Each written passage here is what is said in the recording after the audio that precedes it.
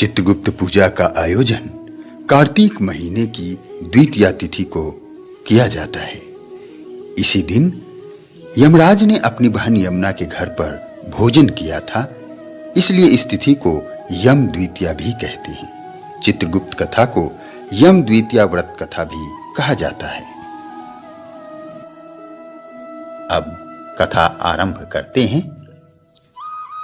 श्री भीष्म पितामह ने पुलस्त्य मुनि से पूछा, हे महामुनि, संसार में कायस्थ नाम से विख्यात जो पुरुष हैं, वे किस वंश में उत्पन्न हुए और किस वर्ण में कहे जाते हैं?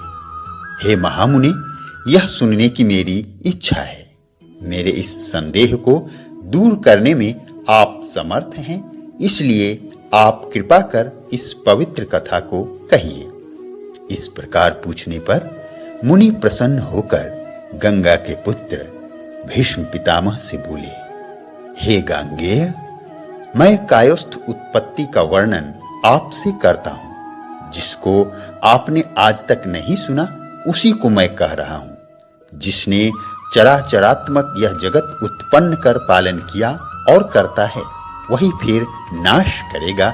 इस प्रकार अव्यक्त और शांत पुरुष लोक पितामह ब्रह्मा ने जिस प्रकार पूर्व में इस तरह संसार की कल्पना की है, वही वर्णन करता हूं। मुख से ब्रह्मा, बाहु से क्षत्रिय, जांघ से वैश्य, पैर से शूद्र, 2, 5, 4, 6 पैर वाले पशुओं से लेकर समस्त सर्प आदि जीवों का एक ही समय में चंद्रमा, सूर्य आदि ग्रहों को और बहुत से जीवों को उत्पन्न कर, हे भारत, ब्रह्मा ने सूर्य के समान तेजस्वी ज्येष्ठ पुत्र को बुलाकर कहा, हे सुव्रत, तुम यत्न पूर्वक इस जगत की रक्षा करो।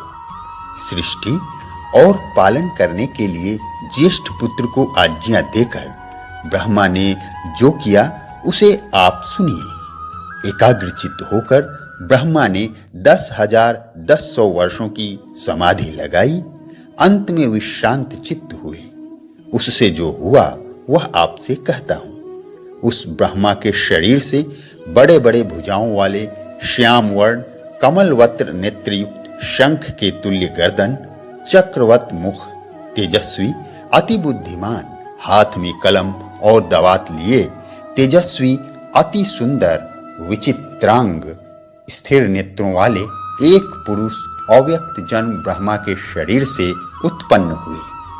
हे भीष्म, समाधि को छोड़कर स्थित पुरुष को नीचे ऊपर देखकर ब्रह्मा ने पूछा, हे पुरुषोत्तम, हमारे सामने स्थित आप कौन हैं? ब्रह्मा का यह वचन सुनकर वह पुरुष बोला, हे विधे, मैं आप ही के शरीर से उत्पन्न हुआ हूं, इसमें कुछ भी संदेह नहीं है। हे तात, अब आप मेरा नामकरण करने योग्य हैं, सो करिए और मेरे योग्य कार्य भी कहिए। यह वाक्य सुनकर ब्रह्मा जी निज शरीरोत्पन्न पुरुष से हंसकर प्रसन्न मन से बोले, मेरे शरीर से तुम उत्पन्न हुए हो, इसलिए तुम्हारी कायस्थ संज्ञा है और पृथ्वी पर चित्रगुप्त नाम से विख्यात होगा। हे वत्स, धर्मराज की यमपुरी में धर्माधर्म विचार के लिए तुम्हारा निश्चित निवास होगा। हे पुत्र, अपने वर्ण में उचित धर्म है, उसे पूरा करो, उसे विधि पूर्वक पालन करो, संतान उत्पन्न करो। इस प्रकार ब्रह्मा जी भार युक्त वर को देकर आप अंतर्ध्यान हो गए। इसलिए पुलस्त्य मुनि ने आगे कहा, हे कुरुवंश की वृद्धि करने वाले भीष्म, चित्रगुप्त से जो प्रजा उत्पन्न हुई उसके नाम का वर्णन करता हूं, सुनो। गौड़, माथुर, भटनागर, सेनक, अहिष्ठाना, जिसे अष्ठाना भी कहते हैं, श्रीवास्तव, अंबष्ट, कर्ण। हे महामते, और भी चित्रगुप्त से उत्पन्न अंबष्ठ आदि पुत्र समस्त शास्त्रों में निपुण हुए। तब चित्रगुप्त ने पुत्रों को पृथ्वी पर भेजा और धर्माधर्म के जानने वाले महामती चित्रगुप्त ने धर्म साधन की शिक्षा दी और कहा, देवताओं का पूजन, पितरों का श्राद्ध तथा तर्पण, ब्राह्मणों का पालन पोषण और सदैव अभ्यागतों को यत्न पूर्वक सेवा करो। हे पुत्रों, तीनों लोगों के हित के लिए यत्न करना और धर्म की कामना करके महिषासुर मर्दिनी देवी की पूजा अवश्य करना, जो माया प्रकृति रूपा और चंड मुंड का नाश करने वाली तथा समस्त सिद्धियों को देने वाली हैं। उनका पूजन करना, जिनके प्रभाव से देवता लोग भी सिद्धियों को पाकर स्वर्ग को गए और स्वर्ग के अधिकार को पाकर सदैव यज्ञ में भाग लेने वाले हुए। उस देवी के लिए तुम सब उत्तम मिष्टान आदि समर्पण करो, जिससे वह चंडिका देवताओं की भांति तुम्हें भी सिद्धि देने वाली हो जाएं। और वैष्णव धर्म का अवलंबन कर मेरे वाक्य का प्रतिपालन करना। पुत्रों को आज्ञा देकर चित्रगुप्त जी आप स्वर्ग को चले गए। स्वर्ग में जाकर चित्रगुप्त जी धर्मराज के अधिकार में स्थित हुए। हे भीष्म, इस प्रकार चित्रगुप्त की उत्पत्ति मैंने आपसे कही। अब मैं उन लोग का इतिहास और चित्रगुप्त का जैसा प्रभाव उत्पन्न हुआ वह भी कहता हूं, सुनिए। श्री पुलस्त्य जी आगे बोलते हैं, धर्माधर्म को जानता हुआ नित्य पाप कर्म में रत पृथ्वी पर सौदास नाम का एक राजा हुआ। उस पापी दुराचारी और धर्म कर्म से रहित प्राणी ने जिस प्रकार पुण्य के फल का भोग किया वह कथा सुनो। राजनीति नहीं जानते हुए भी राजा ने निज राज्य में ढिंढोरा पिटवा दिया कि दान, धर्म, हवन, तर्पण, अतिथियों का सत्कार, जप, नियम तथा तपस्या का साधन मेरे राज्य में कोई न करे। देवी आदि की भक्ति में तत्पर वहां के निवासी ब्राह्मण लोग उसके राज्य को छोड़कर नाना देशों को चले गए। जो रह गए वे यज्ञ, हवन, श्राद्ध, तर्पण आदि कभी नहीं किया करते थे। हे गंगा के पुत्र, तब से उसके राज्य में कोई यज्ञ, हवन आदि पुण्य कर्म नहीं हुआ करता था। हे भीष्म, उस समय उस देश से पुण्य बाहर हो गया। ब्राह्मण तथा अन्य वर्ण के लोग धर्म का नाश करने लगे। अब आप उस दुष्ट राजा का कर्म फल सुनिए। कार्तिक शुक्ल पक्ष की उत्तम तिथि द्वितीया को पवित्र होकर कायस्थ लोग चित्रगुप्त का पूजन करते थे। वे भक्ति भाव से परिपूर्ण होकर सुंदर धूप, दीप आदि कर रहे थे। दैव योग से राजा भी इधर उधर घूमता हुआ वहां आ पहुंचा। उसने पूजन देखकर पूछा, यह किसका पूजन करते हैं? वे लोग बोले, राजन, हम लोग चित्रगुप्त की यह शुभ पूजा करते हैं। यह सुनकर राजा ने कहा, मैं भी चित्रगुप्त की पूजा करूंगा। यह कहकर राजा ने स्नान कर श्रद्धा भक्ति युक्त मन से चित्रगुप्त की पूजा की। उस भक्ति युक्त पूजन करने से उसी क्षण पाप रहित होकर राजा सौदास स्वर्ग लोक को चला गया। यह चित्रगुप्त का प्रभावशाली इतिहास आपसे मैंने कहा। अब हे नृपश्रेष्ठ, क्या सुनने की तुम्हारी इच्छा है? यह सुनकर भीष्म जी महर्षि पुलस्त्य जी से बोले, हे विपेंद्र, किस विधि से वहां उसने पूजन किया? हे प्रभु, उसने कौन सी विधि की थी जिसके प्रभाव से हे मुनि श्रेष्ठ राजा सौदास स्वर्ग को गया? यह प्रश्न सुनकर श्री पुलस्त्य जी उत्तर देते हैं, हे भीष्म, चित्रगुप्त के पूजन की विधि आपसे कहता हूं। घी से बने नैवेद्य, ऋतुफल, फूल, चंदन, धूप, दीप, अनेक प्रकार के नैवेद्य, रेशमी और विचित्र वस्त्र से पूजन कर भेरी, शंख, मृदंग, टिम्बी अनेक बाजे बजाकर श्री चित्रगुप्त का भक्ति युक्त पूजन करें। हे विद्वान, नवीन कलश लाकर जल से परिपूर्ण करें। ऊपर शक्कर से भरा एक कटोरा रखें। यत्न पूर्वक पूजन कर ब्राह्मण को दान दें। पूजन का मंत्रार्थ यह है, दावात, कलम और हाथ में कलम काठी लेकर पृथ्वी पर घूमने वाले हे चित्रगुप्त जी, आपको नमस्कार है।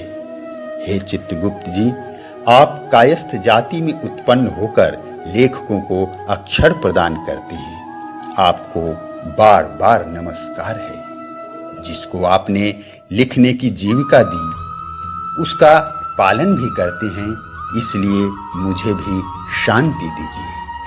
हे राजेंद्र, हे कुरुवंश को बढ़ाने वाले भीष्म, इन मंत्रों से संकल्प पूर्वक चित्रगुप्त का पूजन करना चाहिए। इस प्रकार सौदास राजा भक्ति भाव से पूजन कर निज राज्य का शासन करता हुआ कुछ ही समय में मृत्यु को प्राप्त हुआ। हे भारत, यमदूत राजा को उसी क्षण भयानक यमलोक में ले गए। चित्रगुप्त से यमराज ने पूछा, यह दुराचारी पाप कर्म में रत सौदास राजा है। इसने अपनी प्रजा से पाप कर्म करवाया है। इस प्रकार धर्मराज से पूछे गए धर्माधर्म के जानने वाले महामती चित्रगुप्त हंसकर उस राजा के लिए धर्म विपाक युक्त शुभ वचन बोले। हे धर्मराज, यह राजा यद्यपि पाप कर्म करने वाला पृथ्वी में प्रसिद्ध है और मैं आपकी प्रसन्नता से पृथ्वी में पूज्य हूँ। हे स्वामिन, आप ही ने मुझे यह वर दिया है। आपका सदैव कल्याण हो। आपको नमस्कार है।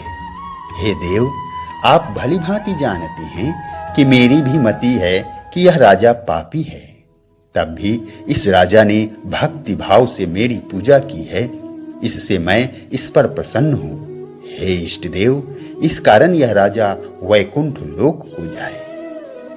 चित्रगुप्त का यह वचन सुनकर यमराज ने राजा सौदास को वैकुंठ जाने की आज्ञा दे दी और सौदास वैकुंठ को चला गया। श्री पुलस्त्य जी ने कहा, हे भीष्म, जो कोई दूसरा पुरुष या कायस्थ चित्रगुप्त की पूजा करेंगे, वे भी पाप से छूटकर परम गति को प्राप्त करेंगे। हे गांगेय, तुम भी सर्व विधि से चित्रगुप्त की पूजा करो और हे राजेंद्र, तुम दुर्लभ लोक को प्राप्त होगे।